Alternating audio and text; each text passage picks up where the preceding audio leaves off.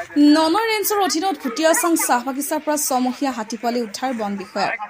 ওদালগুৰি জিলাৰ ননৰ ৰেঞ্জৰ অধীনৰ ভুটিয়াচাং চাহ বাগিচাৰ মাজত বনাঞ্চলৰ পৰা জনাঞ্চললৈ খাদ্যৰ সন্ধানত নামি অহা বনৰীয়া হাতীৰ জাক তথা মাতৃৰ পৰা প্ৰায় ছমহীয়া হাতীপোৱালি এটা বিচ্ছিন্ন হৈ বাগিচাখনতে থাকি যায়। ২ ছেপ্টেম্বৰ তাৰিখে মাতৃৰ পৰা বিচ্ছিন্ন হোৱা হাতীপোৱালিটোক বাগানখনৰ ৰাতিপুৱা শ্ৰমিকসকলে দেখা পাই বন বিষয়াসকলক খবৰ কৰে। বন বিষয়াৰ কৰ্মচাৰীসকলে গোটেই দিন নিৰীক্ষণ কৰি থকাৰ লগতে নিশা হাতীৰ জাকটো বাগিচাখনলৈ খেদি পঠিয়ায়। আজি ৰাতিপুৱা পুনৰ শ্ৰমিকসকলে হাতীপোৱালিটো প্ৰত্যক্ষ কৰি সাংবাদিকৰ সৈতে যোগাযোগ কৰে। সাংবাদিকে বন বিষয়াসকলক অৱগত কৰাৰ লগে লগে ননৰ ৰেঞ্জৰ বিষয়া প্ৰাঞ্জল তালুকদাৰ, বহুকেইজন বন কৰ্মচাৰী, স্থানীয় বন্যপ্ৰেমী যুৱক দিবাকৰ নায়ক আৰু স্থানীয় লোকসকলৰ সৈতে বনৰীয়া হাতীপোৱালিটো উদ্ধাৰ কৰি ননৰ ৰেঞ্জৰ কাৰ্যালয়লৈ লৈ যোৱা হয়।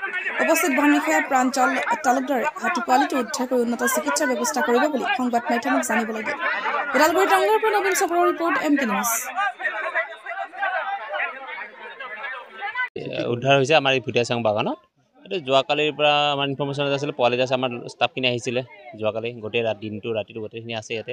ওচৰত জাক এটা থকা বুলিও খবৰ পাইছিলোঁ মই, হয়তো ভাবিছিলোঁ জাকটোৰে পোৱালি হ'ব, কিন্তু ষ্টাফখিনি বহুতখিনি কষ্ট কৰিছে, বহুতখিনি চেষ্টা কৰিছে পোৱালিটো মাকৰ ওচৰলৈ নিয়াৰ কাৰণে, কিন্তু হয়তো তাত মাকজনী চাইডে তাত নাই, বেলেগ হাতী হ'ব পাৰে। তো তেওঁলোকে হাতীকেইটা হয়তো একচেপ্ট কৰা নাই তাৰমানে পোৱালিটো। তো আজিও আমি চেষ্টা কৰিছিলোঁ, ৰাতিপুৱাৰ পৰা নিয়া নাই। তো আমি আমাৰ দায়িত্ব আমি কৰিব লাগিব যে আমি এই পোৱালিটো এতিয়া আমাৰ অফিচলৈকে লৈ যাম, লৈ যায় সেইটো আমাৰ মানাহ নেশ্যনেল পাৰ্কত আমাৰ হেৰি আছে, ডক্টৰ আছে, ডক্টৰ আহিব, ডক্টৰ চাব, চাই তাক কৰিব আৰু।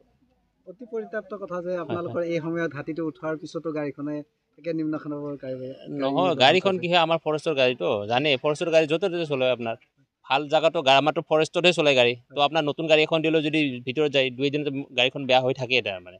তো এনেকুৱা নহয় যে গাড়ীখন আমাৰ বেয়া, গাড়ীখন ভালে।